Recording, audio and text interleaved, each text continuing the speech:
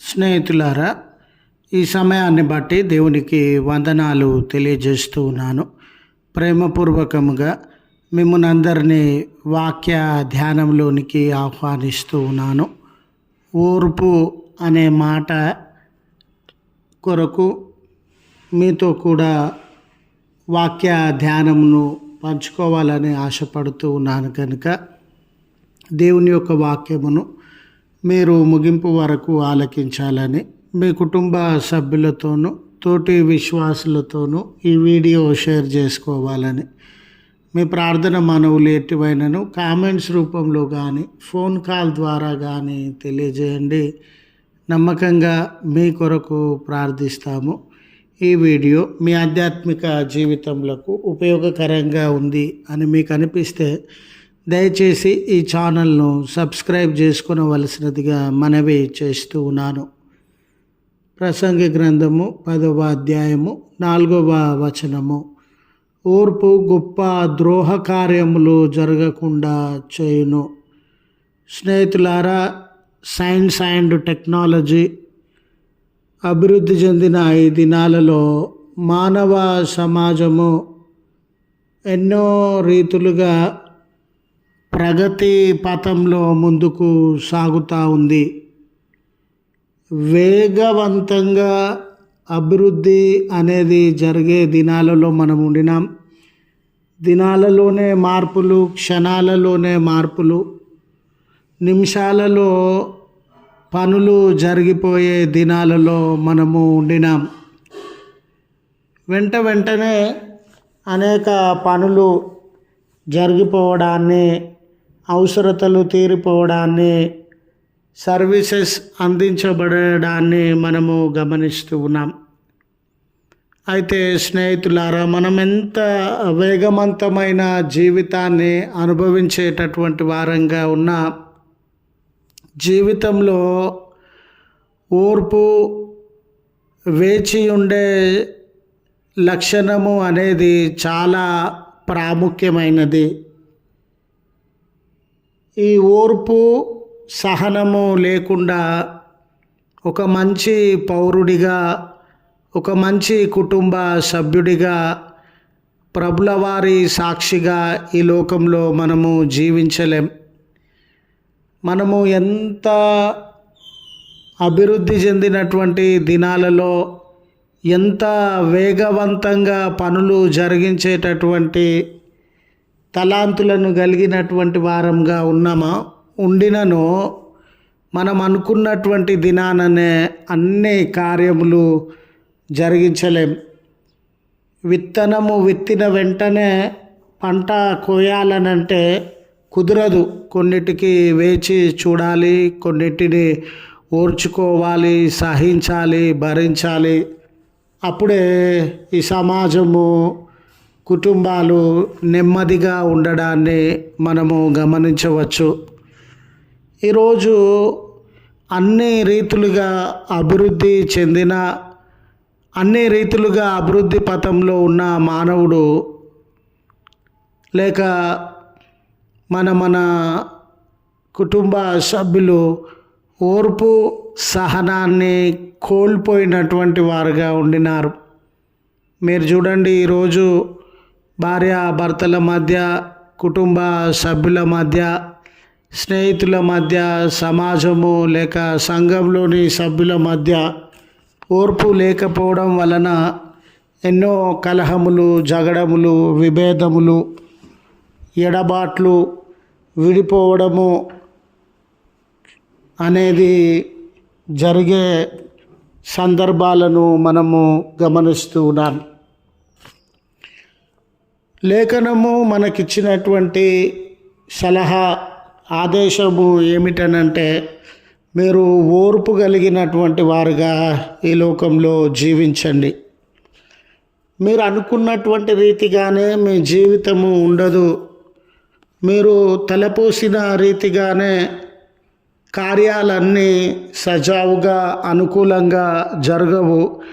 ఇలాంటి తరుణంలో మానవ జీవితంలో ఓర్పు, సహనం కలిగి ఉండడం అనేది చాలా ప్రాముఖ్యమైనది. ఒకవేళ మన జీవితంలో ఓర్పు సహనాన్ని మనం ప్రదర్శించకపోతే, కలిగి ఉండకపోతే చాలా నష్టాన్ని, ఇబ్బందులను మనము ఎదుర్కోవాల్సి ఉంటుంది. ఏదైనా మనస్పర్ధాలు, అపార్థములు సంభవించినటువంటి సందర్భంలో మన ఎదుట ఉన్నటువంటి వ్యక్తి ఆవేశంలో, కోపంలో మనం వినకూడనటువంటి పదజాలాన్ని మన మీద ప్రయోగిస్తూ ఉంటారు. అది కుటుంబంలో అయినా కూడా, మనము పనిచేస్తూ ఉన్న ప్రదేశంలో అయినా కూడా, సంఘము సమాజంలో అయినా కూడా మన ఎదుటి వ్యక్తి విపరీతమైన కోపము, ఆవేశము, అపార్థముల మధ్య మనము సహించలేని, భరించలేని మాటలు మాట్లాడుతూ ఉన్నప్పుడు అంతే కోపంలో, అంతే ఆవేశంలో, అలాంటి పదజాలంతోనే వారిని మనము ఎదుర్కొన్నట్లయితే ఇద్దరి కోపాలు, ఇద్దరి ఆవేశాలు పెద్ద గొడవకి కారణమవుతూ ఉన్నటువంటి సందర్భం. అలాంటి సందర్భంలో ఎదుటివారు ఆవేశంలో ఉన్నప్పుడు, కోపంలో ఉన్నప్పుడు మనం కొద్దిపాటి సహనాన్ని కలిగి ఉన్న వారమైతే, ఓర్పును ప్రదర్శిస్తూ మౌనంగా ఉండినటువంటి వారమైతే కొంత సమయానికి వారి ఆవేశము, కోపము అనేది తగ్గిపోయి పరిస్థితులు మామూలుగా మారే అవకాశము ఉండింది.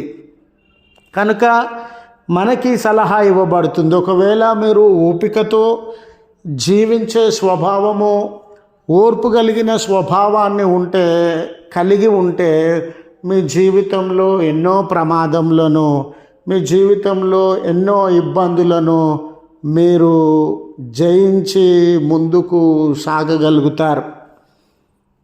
యేసు ప్రభుల వారి జీవితంలో ఆయన ఎంతో సహనాన్ని, ఓర్పును ప్రదర్శించినటువంటి వాడుగా ఉండినాడు. ఆయన ఎదుట ఉన్నటువంటి వ్యక్తులు, రోమా సైనికులు కానివ్వండి, యూదా సామాజిక పెద్దలు కానివ్వండి, అనేక అబద్ధములను, నేరములను లేదా సహించలేనటువంటి పదజాలాన్ని ఆయన మీద ప్రయోగించినప్పుడు ఆయన మౌనంగా ఉండినటువంటి వాడుగా ఉండినాడు. కనుక స్నేహితులారా, ఈరోజు ఓర్పు అనేది లేకపోవడం వలన, సహనము అనేది లేకపోవడం వలన మనం ఎన్నో కోల్పోయేటటువంటి వారంగా, మనకు ప్రియమైనటువంటి వ్యక్తుల హృదయాలలో మన స్థానము చెదిరిపోవడం అనేది మనము గమనిస్తూ ఉన్నాం. ఈరోజు మన జీవితాలలో వస్తుపరంగా, సంపద పరంగా, ఆధిక్యతల పరంగా ఎన్నో కలిగినటువంటి వాడవుగా నీవు ఉండవచ్చు.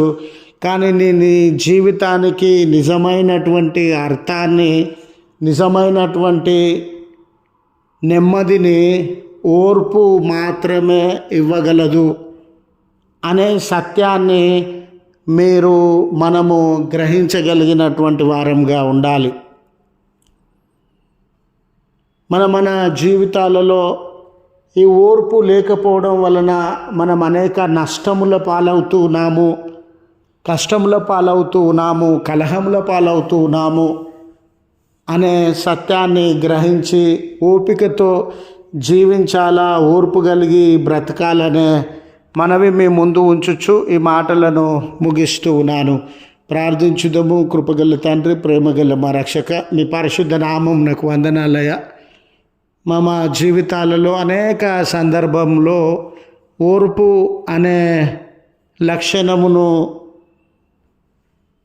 కలిగి ఉండక ఎంతోమందితో విభేదిస్తూ, కలహములు, జగడముల మధ్య జీవించి నెమ్మది లేని జీవితాలతో మ్రగిపోతూ ఉన్నామయ్యా. ఓర్పు అనే స్వభావాన్ని మేము కలిగి ఉండుటకు మీ జీవితమే ఆదర్శవంతమైనదిగా ఉండిందని, మీ అందరి విశ్వాసం కలిగినటువంటి మేము ఆ ఓర్పును ప్రదర్శించుచు ఈ లోకంలో జీవించే ఆధిక్యత మాకు అనుగ్రహించుమని క్రీస్తు పేరట వేడుకొనుచు నాము తండ్రి. ఆమెన్. తండ్రి, కుమార, పరిశుద్ధాత్మ త్రియేక దేవుని దీవెన మనకు తోడై ఉండి మనలను కాపాడునుగాక. ఆమెన్.